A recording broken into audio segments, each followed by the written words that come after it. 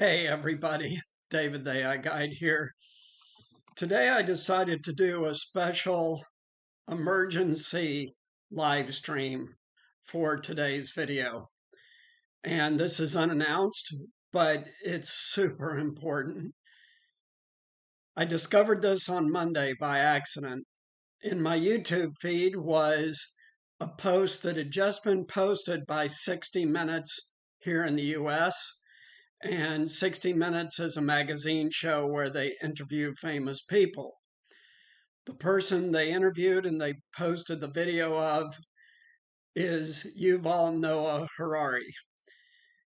Hopefully you guys know who he is. If you don't, he is an Israeli historian who became super famous in the last 10 years by writing three brilliant books. The first was Sapiens, the second one is Homo Deus, and the third is 21 Questions for the 21st Century.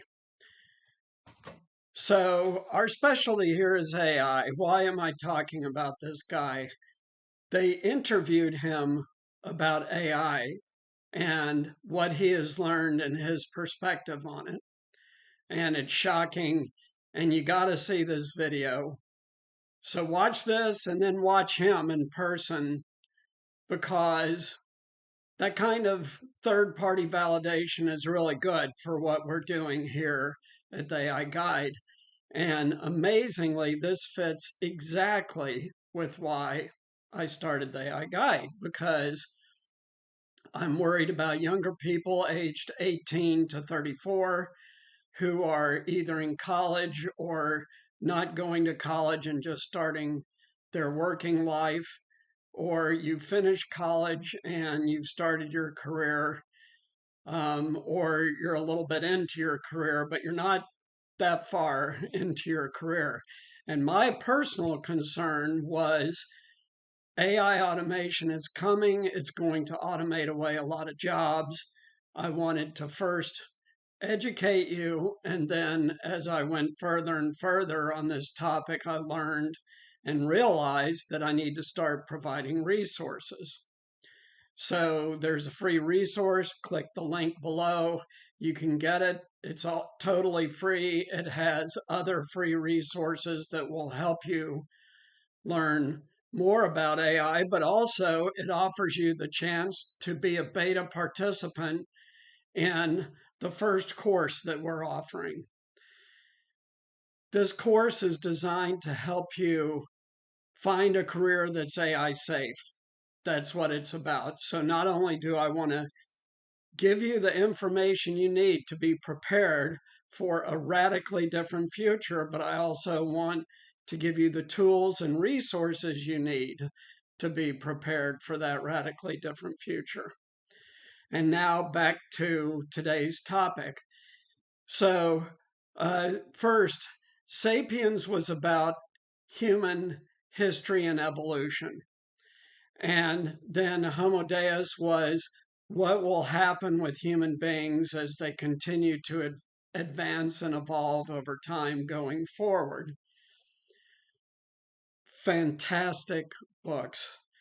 But now specifically, Yuval's warning is about AGI and what's happening. So his position and proposition is that human beings are on the cusp of creating something that will be as different from us as we are from lower life forms. In other words, completely different than Homo sapiens, which is what we are. This will happen in three ways, he says. The first way is artificial general intelligence. That is an inorganic being. It is not biological. It may or may not have consciousness. He's actually more concerned if it doesn't have consciousness, because AGI will solve problems based purely on logic. Consciousness, as defined by Professor Harari, is feeling, love, joy, anger, all that stuff, the knowing good versus bad. uh, AGI will totally lack that. So it will be very dispassionate in what it does, which can be good or bad, like everything else.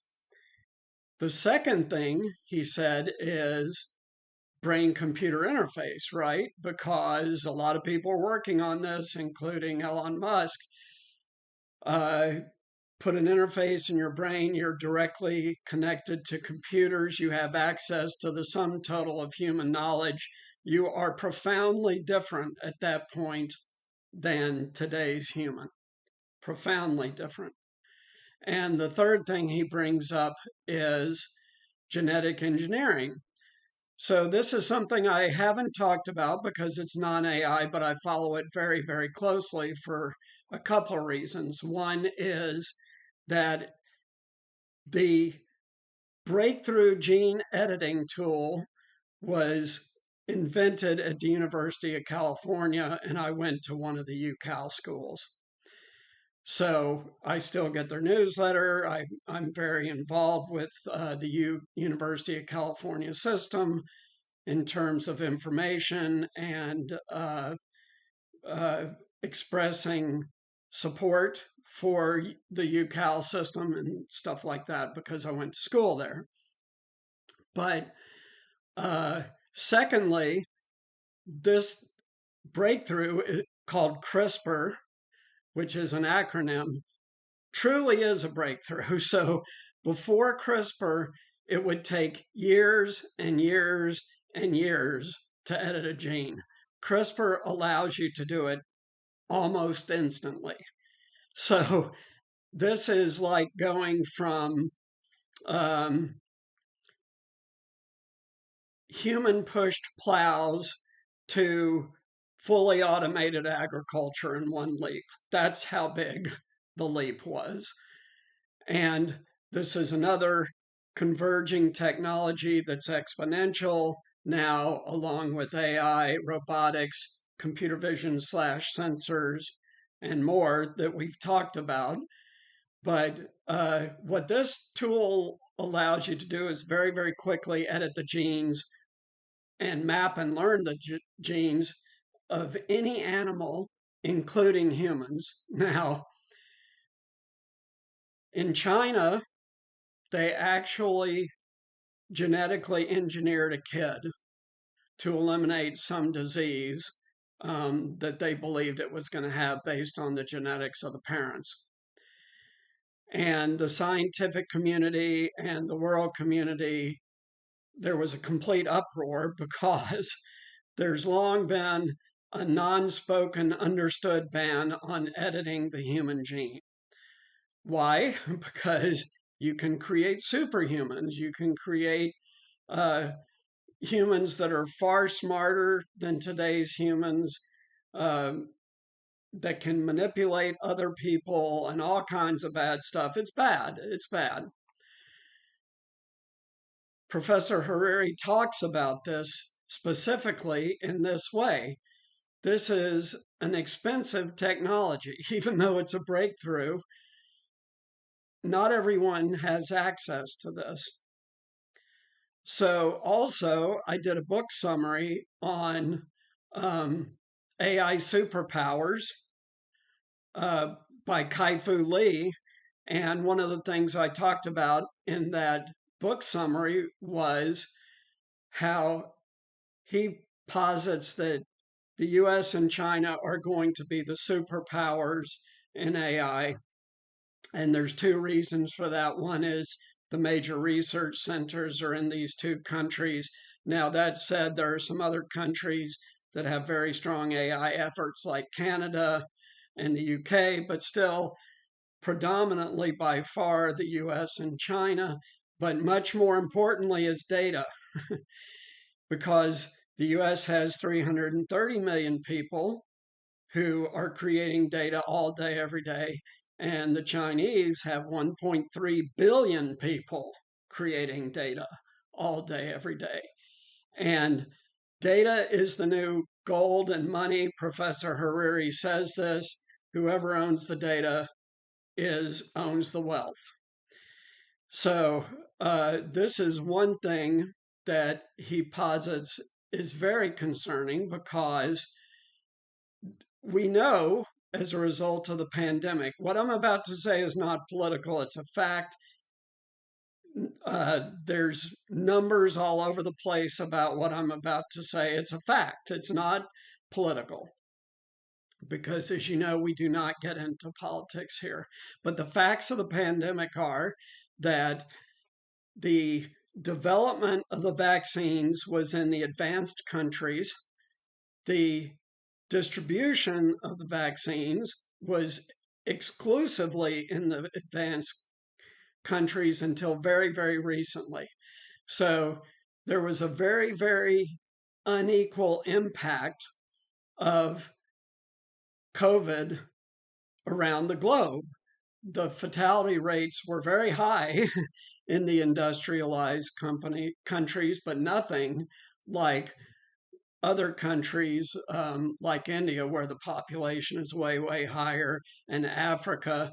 And these are places where, not India, but Africa, many of the parts of Africa and sub-Saharan Africa do not have adequate health systems. So if someone got really sick with COVID, there was no treatment. You were done. There's inequality in education. There's inequality in food, because the people who are the poorest in the world and where the most hungry people in the world are is sub-Saharan Africa and parts of Asia. These are facts. This is not political. So there's great inequality in the world. And Professor Harari says that when you have these AI superpowers, right, you're going to have even worse inequality. And Kai-Fu Lee talks about this too. This is a serious problem. Why? Because you're going to end up with a divergence in the human race. So wealthy people in wealthy countries will ultimately be able to, using gene editing and brain-computer interface, become superior in intelligence, looks, physical ability, all kinds of things, if this goes uncontrolled. This is a very, very serious issue. And the 60 Minutes piece went on to say that it's so serious now that the United Nations recently proposed a full stop on all AI development that could adversely affect humans.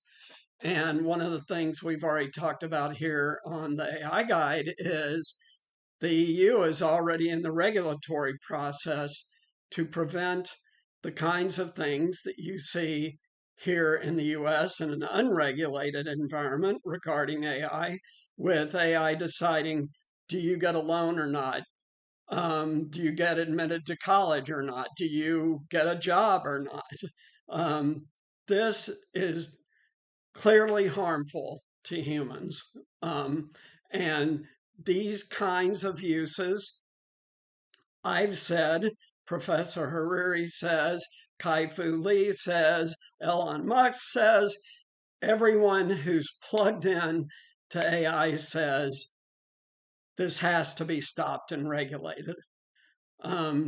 So Professor Harari posits 3 ways to control AI. And the first is, if I give you my data, there should be rules that say you can never use that data to harm me. Well, many of us are giving huge tech companies tremendous data about us, what we like to eat, what we don't like to eat, what kinds of people we like, what kinds of people we don't like, what kinds of movies we like, what kinds of music we like,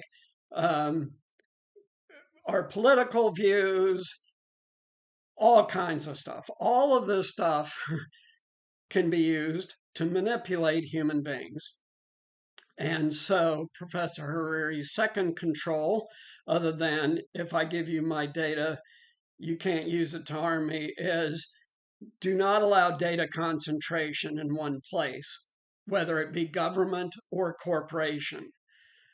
This is not good because people can be easily manipulated without going into detail. There's ample proof of that lately. Again, empirical numbers proof. And as you know, I have spent my life in tech, which is very logical and rational, and also finance, which again is very logical and rational. And it's structured that way because it's structured to see the truth in numbers or create truth through using computer systems properly. Um, so so it's very important that data not be concentrated in one place, whether it's corporate or governmental, but especially governmental. Um, and his third control is that there needs to be general regulation against using AI to make these kind of decisions that I just talked about: loans, who gets into college, who gets a job, all this stuff. Not good. So I did this emergency session because this goes squarely to why the AI guide exists and why I am trying to do what I'm trying to do for you, the young people. That is the entire reason I started this. It has nothing to do with me. There's nothing really that I want out of the AI guide except to help you become aware about AI, learn it, understand it, give you tools and resources to help you pick AI safe careers that won't be severely disrupted by AI, and you end up with long periods of unemployment. I was reading statistics about unemployment recently from a very lengthy study done at Harvard University about the impacts of unemployment. And one of the impacts was that if you go more than 2 months unemployed, it becomes much, much more difficult to get the next job. So long-term unemployment is much, much worse than short-term unemployment. That's one of the outcomes of this study. But another outcome of it is that that people fall out of the workforce, and then the only way they can make money is the quote unquote gig economy, which is not human friendly. The gig economy sucks. Why? Because, and this, what I just said is going to make some people mad, but I'm going to tell you why I just said that. One, you have no security. Now, you don't have job security as a full-time employee unless you perform and don't make your boss mad or a bunch of other stuff. But relatively speaking, full-time employment is more secure than gig work because there are many, many laws that protect full-time employees and how they're treated. So that's one way in which full-time employment is better. The second is, unfortunately, whether you have health insurance or not is largely tied in the United States to whether you are employed, and you get your health insurance through your employer. Now, with the advent of Obamacare, they created the health exchanges. You can get health insurance through an exchange, and it might be subsidized. But this is a huge expense increase for the gig worker. Why? Because an employee can contribute to the premiums and the deductibles of their health plan before taxes. And a gig worker can only do it after tax, which is much more expensive. This is why. Let's say your tax rate is 30% all in between federal and state income taxes. So you have 30% more to pay your health insurance premiums and deductibles before tax. You have 30% more income before tax than you do after tax. So that makes that after tax healthcare cost much more expensive. That's just two reasons why the gig economy was designed by corporations and it is not friendly to human beings. Now, there may be personal reasons why you prefer gig work, and that's great. That's a personal choice. As long as you understand the trade-offs and you aren't forced into it, that's totally cool. I'm talking about where you aren't given a choice. So anyway, this is why the AI guide exists, because things are coming that will not be giving humans choices. Automation will not give a human being choice about whether they get to keep that job or not. It will not. You will not have a choice. If the job becomes automated, you're out of the job. The second thing that Professor Harari talks about that's on point with this part of the discussion is automation is accelerating, right? And so all of these things are coming together faster and faster and faster, and it's very, very difficult for humans to understand and cope with exponential technology. We're linear, we are not exponential. So it gets much more difficult for us as humans to deal with change that is coming at an exponential rate. And the final thing is that he talks a lot about this in a few minutes, which is something I've said many times before. It's not that technologists and the people who work at tech companies are bad people. They are not, by and large. I'm not going to say there aren't exceptions. In every organization, there's bad actors. That's life. And that's living as a human. But even they are rare. But technologists love to create things because it's cool and it's new and it's different and it changes the world. And my point is, yes, it does change the world, but not necessarily in a way that's good for human beings. And this is where I am in full alignment with the people who know the most about this. All the people I've talked about, Professor Harari, Kai-Fu Lee, whose book is very optimistic, by the way, and the EU government that is starting to impose regulations, Elon Musk, all the other people who have warned about the dangers of AI. So where does that leave us? Well, it leaves you with your personal beliefs, doesn't it? Because if you're an optimist, then you believe that human beings will find a way to head off the worst problems of AI before it gets out of hand. If you're a pessimist by nature, which the world has both and needs both, if you're a pessimist by nature, then we're about to get run over by a freight train. What is my personal belief? This is personal. This is not backed up by any data or evidence, but human beings have faced a number of challenges in the past. We just faced a serious challenge with a global pandemic, and there was one 100 years ago. We've had 2 world wars that we somehow survived.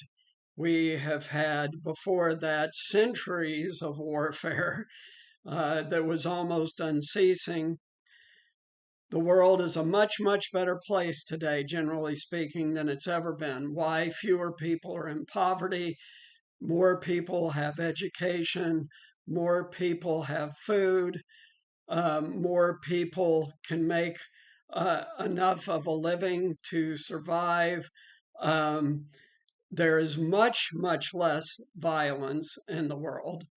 And I've mentioned Peter Diamandis before. If you watch some of his videos, he presents his slide deck that clearly demonstrates that the world is far, far better now than it's ever been, which I agree with. And being an optimist, I hope and trust that humans will not go too far with AI, but use it in ways that are beneficial and constructive and continue to make the world a better place. And Professor Harari talks about this a lot in the video. He says, there's a lot of great things about AI. AI can figure out disease causes that humans have not been able to figure out yet. AI can figure out new medications that humans have not been able to figure out yet. AI can figure out probably ways to limit carbon emissions that humans haven't figured out yet. So there's a lot of very, very good things that AI can do. We need to be proactive, though, and head off the bad things. And this is a choice. This is a choice. So I urge you to, number one, go watch this 60-minute segment on YouTube. I saw it right after it was released by accident. I was viewer number 72, and it's now over 300,000. Watch this. It's very powerful. That's step one. Step two is take action. You have, wherever you live, a state representative, a state senator, a governor, a House of Representatives member, U.S. House of Representatives member, a U.S. senator, a president, or if you live in a different country, you have the equal counterparts of what I just described. Write them. Tell them that you are concerned about AI and you want rules and regulations to be put in place to control AI to beneficial purposes of helping humans only and not all the bad stuff. So Congress here in the U.S., the state governments and Congress listen if you take action. They do listen. And there's recent proof of that. So that's step two. Step three, get the free resource. I keep saying it. It's free. What's in the resource is free. Learn as much as you can. I give you a link. You give me your email address. You'll get some emails that will let you into our beta program where you can start to work towards an AI safe career. And there's a number of those that'll be safe for the next 30 years, your real major working lifetime duration. As I said in a video or my last live that I did, I guess it was the last live, where we talked about other recent events in AI, including some TED Talks. There are careers that will be safe. The prediction for full automation among AI experts is about 100 years, meaning no human jobs at that point. So that's past your lifetime, that's past your kids' lifetime, and at your grandkids' lifetime. But we need to take action now to limit the bad uses of AI and make AI safe for humanity. And by the way, I didn't mention it. but I will right here at the very end. This especially includes governments because of the militaries. The militaries and the spy agencies and all those people are the most prone to misusing technology, right? So we need to be careful about the use of AI as a weapon. We don't want that. The question is, how do you stop that? And Professor Harari says only globally. It takes global action with all major countries agreeing, because we can't have country A developing AI-based weapons, but country B and C not doing it, because that creates an imbalance of power. So it takes global agreement to head off the truly worst uses of AI. Hopefully we'll get there. Maybe the UN will lead on that. We'll see. But citizen action is the most impactful. That is the most impactful way to change the future, is ordinary citizens taking action with their state government, their local government, their national government, or writing the UN. So that's it. I wanted to do this as a special live, because this just happened and it was too long for one of my regular videos. Way too long, way too serious. This is a very serious thing. Professor Harari's books, which I highly, highly recommend, Sapiens, Homo Deus, really crystallize how humans got to where we are today. And the future is up to us. We want to continue to make this world a better and better place, which it clearly is compared to 100, 200, 300, 1,000 years ago. It's infinitely better. We want to continue that progress. And so the way to do that is action, personal and civic action. Thanks so much. I hope you liked this video. Click the link below, buy my book.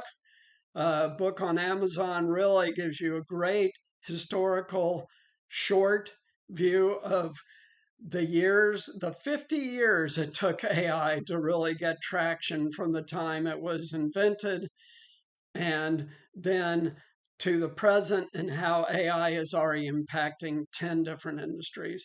So get my free resource, buy my book, it's cheap, learn everything you can, become a beta participant. I'm taking 5 people as betas, meaning it's free, and then we're going to start charging for the course. But this course will take you and help you pivot your career to something that's AI safe. So I am here to help you. I am here to serve you. I am here to make your life better. That is my entire purpose. Thanks so much for tuning in. Take care, and we'll see you on regular videos this coming Wednesday, and a week from today, next Sunday, I'll be posting this live video.